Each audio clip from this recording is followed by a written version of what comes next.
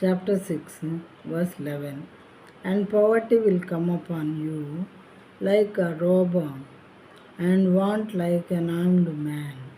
అందుచేత దోపిడీగాడు వచ్చినట్లు దారిద్ర్యము నీ యొద్దకు వచ్చును, ఆయుధదారుడు వచ్చినట్లు లేమి నీ యొద్దకు వచ్చును.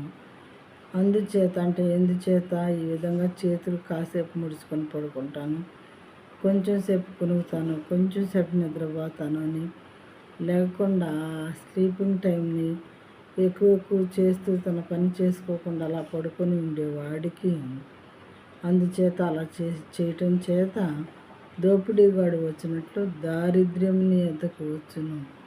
లేజీగా పనిచేసే వాళ్ళకి దారిద్ర్యం దగ్గరకు వస్తుంది.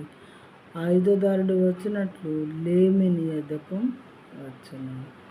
నువ్వు పేదవాడిగా ఉండిపోతావు నువ్వు కష్టపడి పని చేయకపోతే.